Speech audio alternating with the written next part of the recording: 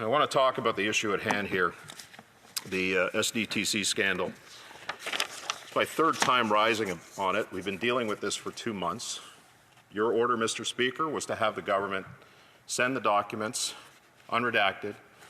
We know, for example, that there are 11,000 documents still existing within the Justice Department. We know that from the parliamentary law clerk. They haven't been submitted to Parliament at this point. What's in those documents? What is it that the government is hiding, that they would seize this Parliament on this issue of privilege for so many months? There's got to be a hell of a lot of information in there that the government is worried about, Mr. Speaker. Just release the documents. The standoff can end tomorrow, and we can get on with the business of the country. But you ruled, Mr. Speaker, that it was important for the supremacy and the paramount of Parliament in order, and that the supremacy of Parliament was paramount, that those documents had to be turned over to Parliament, and they haven't up to this point, Mr. Speaker. And this is not the first scandal that we've seen. SDTC is just the tip of the iceberg. And if you go through a list of some of these scandals, Mr. Speaker, you know, we saw the Cash for Access scandal. We've seen the SNC Lavalin affair. There's a whole list. I mean, you know, I invite anybody to just search Google and pull up Liberal scandals since 2015. There's a whole list of these scandals. We saw ArriveCan, SNC Lavalin, which I mentioned earlier, the sole source contracts that have happened. We've seen many sole source contracts throughout the course of the pandemic that were issued, and subsequently through the ArriveCan app. You know, we know that there's $90 million on that one. It could be much further, like much greater than that figure that the Auditor General has discussed. The We Charity controversy scandal, $900 million that was going to the Prime Minister's friends. ArriveCan, I mentioned about that. We saw the Minister of International Development give a sole source contract, breaching ethics violations and ethics contraventions to her friend Amanda Overo, and then we also saw the sister-in-law, the ethics commissioner, the minister, was appointed for just a few days as the interim ethics commissioner. And of course, we've seen other scandals, the Winnipeg Lab scandal, and in each one of them, Mr. Speaker, this government has basically tied the hands of Parliament and tried to cover up many of them, where many of their insider-connected friends and cronies have enriched themselves as a result of sole source contracts, other government contracts, and this latest one with $400 million to the SDTC board. 183 times they contravene conflict of interest guidelines and enrich themselves with $400 million worth of contracts. It's absurd. It's almost laughable that the government is spending so much political capital trying to cover this up and trying to not give that information to Parliament that it rightly deserves. It's not laughable. It's actually sad, Mr. Speaker, that we're in this situation. But you know, I want to go back to August 2020, at the height of the pandemic, when we started seeing this diminishment and this decline in democracy. We saw the government, one of the first pieces of legislation that came out after the pandemic was to basically seize control of the spending power of this place, to give themselves, I think it was Bill C-2, the opportunity to spend whatever they wanted on the pandemic without Parliament approval. And it was shortly after that that we started seeing many of these sole source contracts that were coming in and given to Liberal connected insiders and cronies. And I recall in August of 2020, I stood up and I spoke about the situation that was going on. At that time, we had heard about Frank Baylis and the ventilator contract, $300 million of sole source contracts. There were others that were there. And I remember quoting Warren Kinsella at that time. Of course, Warren is a former Liberal strategist, was Chief of Staff to Prime Minister Jean Chrétien. And Warren coined a phrase that's actually in the Merriam-Webster dictionary about what this government was all about. In fact, he wrote an article about what it was all about, and he said the title of the article was "When You Become What You Came to Change." And he talked about the word kleptocracy. Kleptocracy. When the kleptocrats of a nation, the leaders of a nation, use the the availability of the resources that they have, either through the treasury or by other means, to not just enrich themselves, but also to enrich those who are within that close inner circle, this kleptocracy that he spoke about. And he said in his article, he said it's in the dictionary. He said the Merriam-Webster people define it as a government by those who seek chiefly status and personal gain at the expense of those governed. And why it was important at that time, and I would argue, Mr. Speaker, that it's equally important at this time, is the reason why. You know, why these types of scandals are so profoundly scandalous, and because the allegations are that you know, insider and connected insiders sought to enrich themselves during this very difficult period that Canadians are going through. Obviously, the cost of the necessities of life, groceries, mortgages, all of those things that Canadians are struggling with from an affordability, not just cost of living, but housing attainability and affordability, and yet seemingly these well-connected insiders and cronies are using their relationships and their benefits to enrich themselves during these times. And so what is the problem with this that Mr. Kinsella spoke about? And this I would agree with him on. The problem is that those who are governed are losing their homes, losing their jobs, losing their futures, while the Prime Minister and his friends are taking off like bandits. They're enriching themselves. I asked a question to the lobbying commissioner at the ethics committee meeting just a couple of weeks ago. We've seen an increase in lobbying and lobbyists go from 7,000 early in the point of this government to now over 11,000 lobbyists that are registered, all of them coming to Ottawa with cap in hand, hand out, trying to get as much money as they can for the people that they represent as lobbyists, and very likely many of them are Liberal connected. And Kinsella also said that it's not just merely wrong, that it's evil. It's beyond words, and it's beyond the pale.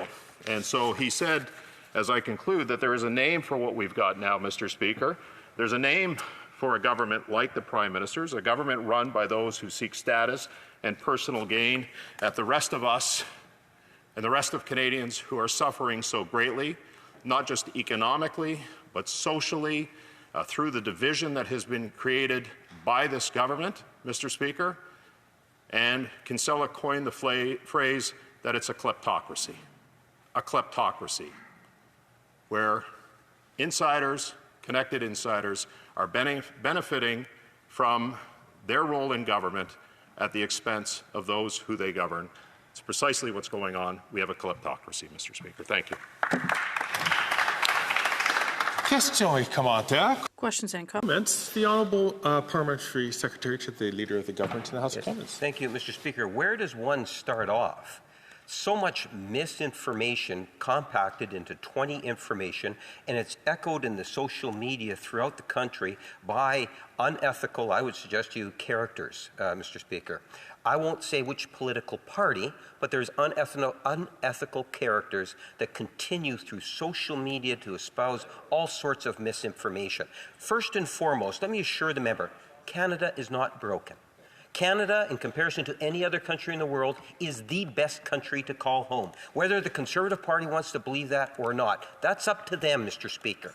But I can tell you, what we're supposed to be debating today is a Conservative motion that has the issue go to a Procedures and House Affairs Committee. That is the ruling of the Speaker. Conservatives can twist and bend it all they want. That is the ruling. The disclosure of information, you want to talk about cowardice action and disclosing of information, just take a look at Stephen Harper. And who was his parliamentary secretary? It was no other than the leader of the Conservative Party. The Honourable Member from Barrie Innisfil. Yeah, thank you, Mr. Speaker. You know, I guess what I would say to that is, if you want any evidence of just how difficult the situation is for Canadians, I think I pretty much addressed that in the course of my speech. But you know, you just have to ask young people right now who feel lied to and let down by this Prime Minister after he was elected in 2015. They don't just feel lied to or let down. they feel despondent right now because the hope of a better future has been lost in many ways because of the economic and social policies of this government. We've seen food banks increase their use by almost 3 million a month, Mr. Speaker. So the good news is that it wasn't like this before 2015, and it won't be after the next election, which can't come soon enough from my perspective and many Canadians, Mr. Speaker. Questions and comments? The honourable member from Hamilton Centre. Thank you very much, Mr. Speaker. And I've had the opportunity to work alongside the honourable member at our Ethics Committee. In fact, this issue came to our Ethics Committee where there were some pretty significant revelations about the nature of the gaps in governance for SDTC, about the inside dealings, about the, I'll call it corruption, quite frankly, of board members receiving government money while voting in on their own self-interest. And I know the honourable member spent some time on City Council, as did I, and would have likely some experience with procurement. So I would like to ask, New Democrats, we see these things happen. We've certainly dealt with enough scandals at committee. What would he do to help close the loopholes on governance and procurement to ensure that this type of insider dealing can't continue to happen? The honourable member from Barrie Innisfil. Well, thank you, Mr. Speaker. In many ways, that governance and those rules are already in place, either through the Conflict of Interest Act or through the conflict of interest laws that exist in this country. I guess primarily it's the appointments.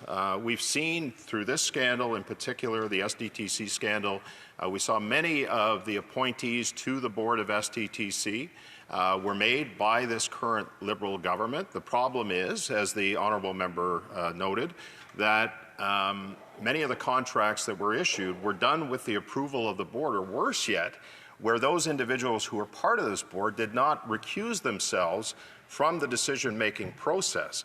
So I think it speaks, the rules are in place, and everybody knows the rules. As parliamentarians, we know the rules. The challenge is, and the problem is, the people that are put in those positions don't act with the same moral integrity, the same moral high ground that should be acted upon when they're appointed to those positions, and don't subscribe to the rules that already exist.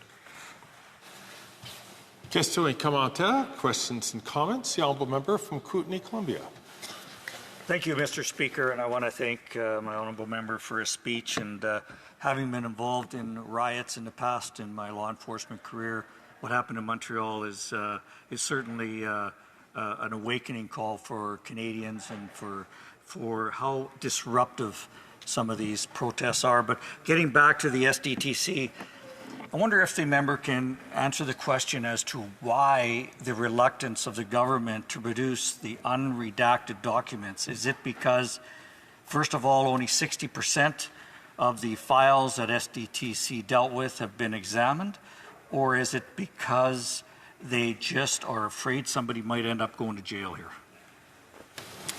The honourable member from Barrie Innisfil. Thank you, Mr. Speaker. And as I mentioned earlier, many Canadians are waking up to, especially after Montreal, but they were aware of the situation, how these lawless mobs have been taken over the streets. I was speaking to a Canadian Association of Retired People group just a month ago, and this very question came up of why this is happening in this country. But on the issue of SDTC, as I said earlier, there's 11,000 plus documents that have not been submitted to the Parliamentary Law Clerk by the Justice Department. I can't imagine what's in there that would cause the Justice Department not to provide, as Parliament ordered and as you, Mr. Speaker, supported in Parliament's order, to provide these documents to the Parliamentary Law Clerk. I would love to see the email exchanges that went on between, for example, I said the Justice Department.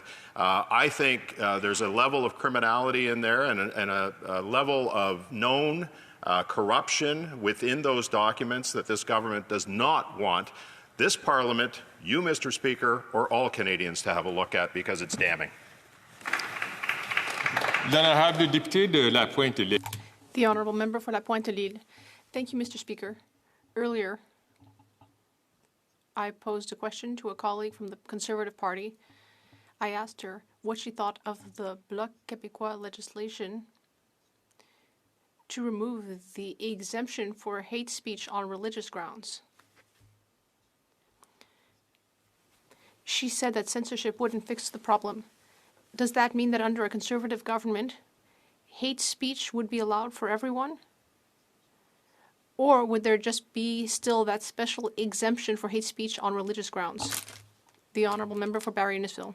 Mr. Speaker, I'm a free speech advocate. We have laws in this country that certainly address the issue of hate speech, and if one crosses the line, then they should expect to be visited by law enforcement. I did listen to the answer of the Honourable Member from Thornhill, and I agree with her. I mean, are we going to get to a point where, well, we are actually through Bill C-63, but are we going to get to that point, hopefully with a change of government we don't, where we're starting to censor the freedom of speech of Canadians? I don't believe, and it's an ideological belief on my part, that free speech is paramount to our democracy, it's paramount to our democratic institutions, and if we as a government are restricting that in any way, of course, save and expect what does constitute hate speech identified in the criminal code, then I think we're doing a disservice to not just our freedoms, but our institutions as well. Thank you, Mr. Speaker.